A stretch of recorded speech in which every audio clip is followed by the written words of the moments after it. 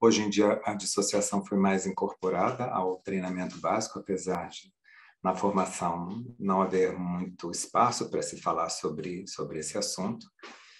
E eu comecei a estudar mais sobre dissociação e vi que realmente é um verdadeiro universo.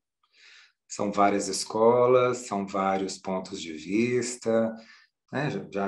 Eu já conhecia de antes por meio de análise transacional, que tinha aquela de subdivisão, adulto, pai, criança, né? O pai, adulto, criança.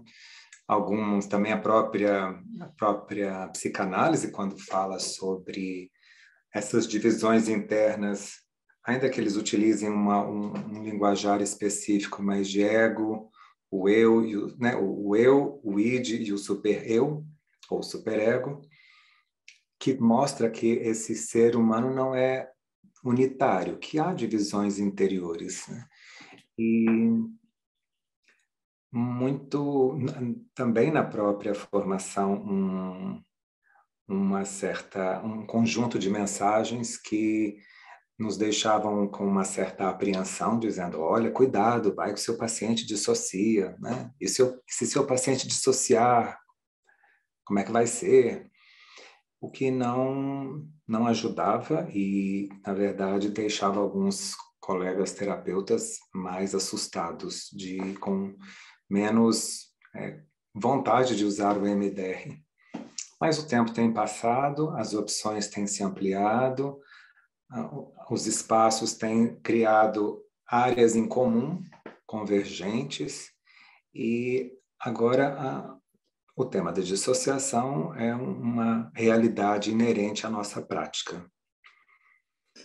E a proposta desse encontro aqui, que eu gostaria de trazer para vocês, era fazer com que esse contato com o tema da dissociação seja um contato agradável e até que vocês possam se colocar mais na posição dos seus pacientes.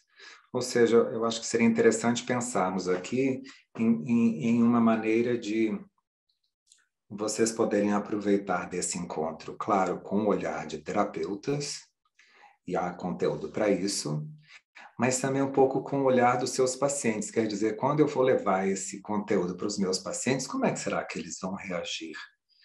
E será que somente aqueles pacientes muito complexos é que apresentam dissociação? E a resposta já imagino que vocês desconfiem, é que não. O que nós queremos aqui nesse trabalho é justamente ajudar aqueles aspectos mais dissociativos dos pacientes que são funcionais, que são pacientes que vêm até para terapia por questões simples, com queixas bem localizadas, com a identificação clara dos seus problemas. Mas vemos que, à medida que eu for apresentando aqui o conteúdo, vocês vão ver que é possível nós pensarmos que várias reações usuais desses pacientes, na verdade, refletem reações dissociativas e que têm um objetivo maior de criar um pouco de proteção, né? Esse é o objetivo maior das reações dissociativas.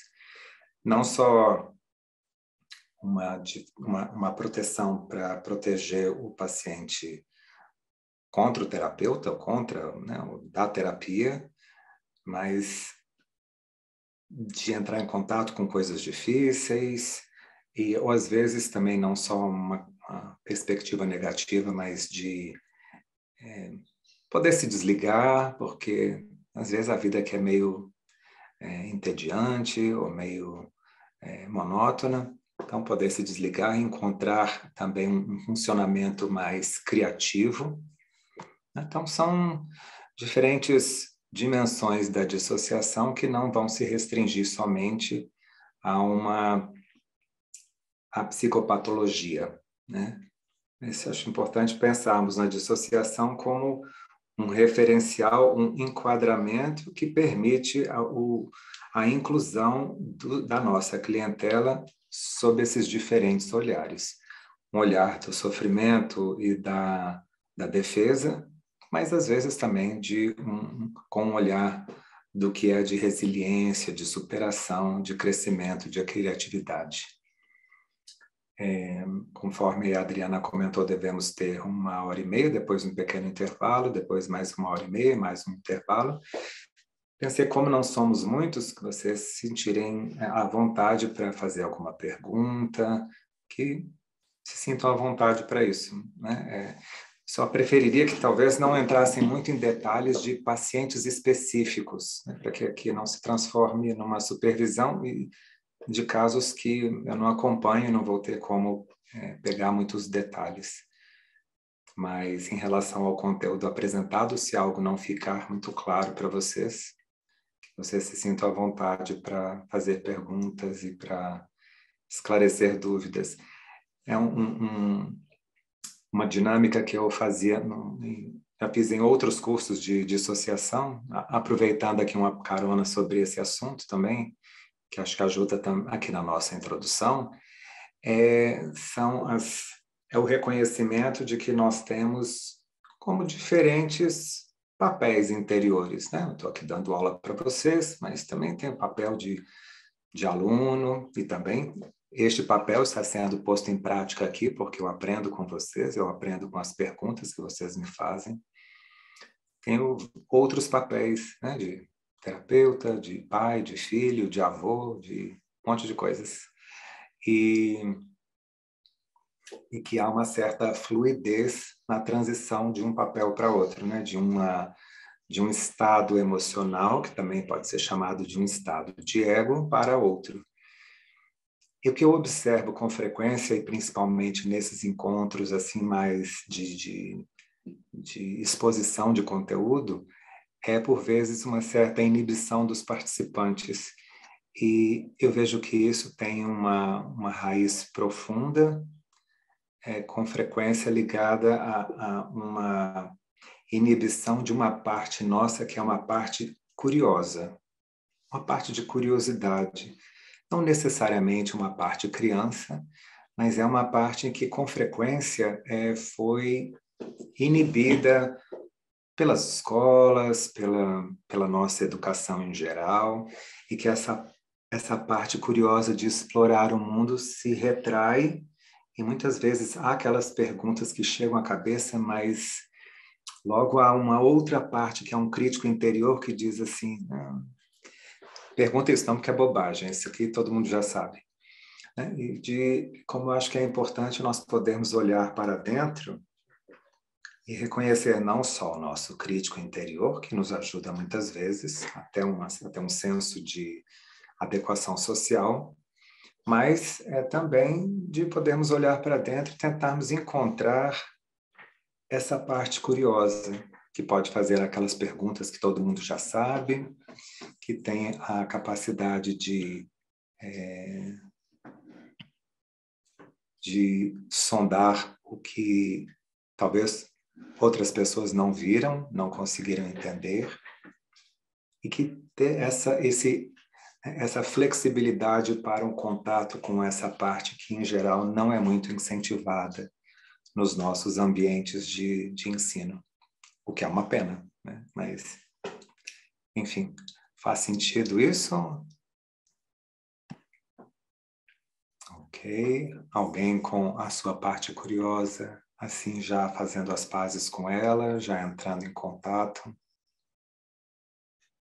Vamos compartilhar aqui um pouquinho com o nosso conteúdo, para vocês terem uma ideia de para onde vamos nesse nosso encontro. Muito bem, então vamos falar hoje sobre a parte mais inicial do trauma e dissociação. E a nossa trajetória nesse curso é de abordar a compreensão do que é a dissociação e os transtornos relacionados a trauma, as habilidades iniciais para se lidar com dissociação, mas eu quero falar sobre essas habilidades não só no sentido macroscópico, de fazer se o paciente se dissocia, mas tentar focalizar em alguns aspectos mais microscópicos, nas pequenas expressões de dissociação que os nossos pacientes podem ter na interação conosco ao longo do nosso trabalho terapêutico. Como que é importante para os pacientes com mais dissociação aprimorar a sua vida diária mas vamos ver que muitas vezes, mesmo pacientes funcionais apresentam certas negligências importantes na vida diária e também queremos ter um pouco mais em vista esse referencial do cuidado com a vida diária como um requisito para promover uma maior integração, lidando com disparadores relacionados a trauma e a memórias, compreendendo emoções e cognições, e as habilidades avançadas para alguns temas específicos que encontramos com pacientes com mais dissociação e que estas pessoas se mostram confusas em como lidar com algumas das suas reações específicas, em especial algumas emoções, porque as emoções são aquelas que mais aparecem na interação com os outros, que são a raiva, o medo, a vergonha e a culpa.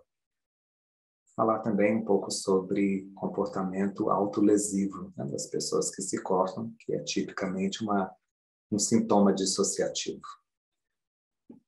Muito bem. Olha só, então está aqui o nosso trajeto. É um passo de cada vez. E uma das coisas que eu queria acrescentar também em relação a esse nosso trajeto e a esse início desse contato é com relação ao foco nos sintomas dissociativos, como que isso pode aumentar a ansiedade. Isso nos nossos pacientes em especial. De acontecer isso de uma forma temporária, mas é fundamental que nós possamos abordar esse assunto com os pacientes, porque, caso contrário, é um tema que pode não aparecer no tratamento. A pessoa pode não trazer isso espontaneamente para a terapia, por até imaginar que todo mundo tem esse mesmo tipo de funcionamento dissociativo. E por isso é fundamental que nós tenhamos a consciência e o ouvido específico para ouvir os pacientes quando eles dizem, por exemplo, uma parte minha pensa sobre isso, ou há um lado meu que se incomoda com esse assunto, que já traz um linguajar tipicamente dissociativo. Importante, portanto, termos esse cuidado para pescar na interação com os pacientes qual tipo de linguagem, se essa linguagem é utilizada, que dá indícios de processos dissociativos que talvez estejam presentes, mas nem sempre conscientes por parte do paciente. Ou muitas vezes, sim, existe a consciência, por exemplo, de uma dissociação mais intensa com a escuta de vozes, com uma percepção de uma certa desrealização, né? A pessoa tem a sensação de que é como se estivesse num ambiente meio artificial e não integrado à sua própria vida. Então, às vezes, isso é percebido, mas os pacientes têm um pouco de receio de falar a esse respeito e de, eventualmente, suscitarem uma crítica ou um julgamento mais depreciativo de nossa parte. E, durante o nosso encontro, vou trazer alguns exercícios para experimentarmos, mas são exercícios nos quais quero que vocês tenham mais experimentem o lugar dos seus pacientes. Quer dizer, como é que será que meus pacientes reagiriam a um tipo de exercício como esse? E quem sabe de que maneira que eles podem se beneficiar com esses exercícios. E até para que vocês possam até incentivar a sua parte criativa a pensar em outros exercícios que sejam que sirvam como um desdobramento desses aqui que eu estou apresentando. O conhecimento sobre dissociação tende a promover um relaxamento interior com mais conforto em relação à experiência interior. E acho importante explicar um pouco mais cada um dessas palavras, dessas frases aqui. O primeiro é como os pacientes ficam com essa relativa apreensão. Poxa, a gente vai falar sobre... Será que eu vou falar sobre as vozes que eu escuto ou sobre essa sensação de ser uma fraude, de ser o impostor, de que, na verdade, eu estou apenas desempenhando um papel e que as pessoas estão percebendo isso de alguma forma. E quando nós falamos mais detalhadamente sobre o assunto e abrimos o espaço para que o paciente se enxergue de acordo com esse olhar, como isso traz um relaxamento interior, né? E o mais conforto, a experiência interior, nós vamos ver isso aqui um pouco mais também, em mais detalhes. E, a qualquer momento, durante a atividade, retomar os exercícios de aprender a estar no presente. O que isso quer dizer para nossos pacientes no que diz respeito ao EMDR? É que um dos conceitos principais que nós trazemos para vocês, como requisito para o reprocessamento, é que os pacientes estejam em atenção dual, né? E o que é a atenção dual? Temos aquele clichê de dizer, olha, então, um pé no presente, um pé no passado. Mas o que significa exatamente isso, né? Como é que eu posso ter certeza se o paciente está com um pé lá e um pé cá? E, em especial, para os pacientes com mais dissociação, existe uma dificuldade natural de estar no presente. E isso, o mais curioso, eu acho, é que nós começarmos a olhar para os nossos pacientes, não aqueles evidentemente dissociativos, mas aqueles outros que têm um funcionamento normal, digamos, né, que a pessoa se considera uma pessoa de funcionamento, de alto funcionamento, mas começamos a observar que em alguns dos comentários, em algumas das observações feitas, até na interação conosco, que às vezes a pessoa faz uma observação que não combina tanto com o que estamos falando, ou que ela estava comentando até então. E já temos também aquela pergunta que é estabelecida a partir do referencial do PAI, do processamento adaptativo de informação, que diz que o problema não está no presente, o problema não é a queixa em si, e sim de onde isso vem, e que nós, volta e meia, nos fazemos, e fazemos cada vez mais essa pergunta. Então, veja só, esse paciente estava fazendo um comentário aqui tão tranquilo e, de repente, se emocionou, ou mudou de assunto, ou parece que ficou assim um pouco irritado. De onde veio isso? Como é fundamental também termos esse nosso lado de curiosidade cada vez mais aberto para essas pequenas oscilações que os pacientes trazem e que vão, às vezes, passar desapercebidas, mas como é fundamental termos esse olhar, prestando atenção no nível de coerência do discurso. A pessoa está trazendo o discurso, fazendo o seu comentário, ou descrevendo que seja uma situação do passado, mas percebemos que a pessoa está aqui conosco, nos olha nos olhos, ao passo que outros nós vemos que podem se emocionar um pouco mais. Opa, pera lá, será que aqui continua com um pé no passado e um pé no presente? Ou essa reação emocional significa dois pés no passado? Então, do que eu estava dizendo, essa questão da atenção dual, como que com os nossos pacientes, isso não é um dado constante. Ou o paciente tem atenção dual, ou o paciente é deficiente em atenção dual. Mas que a atenção dual é um fenômeno que apresenta uma relativa flutuação. E quanto mais nós começamos a prestar atenção nos detalhes dos nossos pacientes, observamos como essas flutuações se manifestam em pequenos detalhes, como especialmente uma emoção mais intensa que surge, ou às vezes um certo lapso, quando a pessoa muda de assunto, ou começa uma frase e se perde, não se lembra direito o que ia dizer. Que essas são sinalizações tipicamente dissociativas e que mostram que naquele instante a atenção dual ficou mais comprometida. ou eu poderia olhar para isso também de outra maneira, que seria que, nesses relatos, o ideal seria que o paciente tivesse mais com os dois pés no presente, porque está num processo de interação conosco. A atenção dual típica de um pé no presente e um pé no passado faz mais sentido, principalmente em fase 3, quando nós vamos abrir aquele arquivo, acessar aquela memória perturbadora e promover o seu reprocessamento.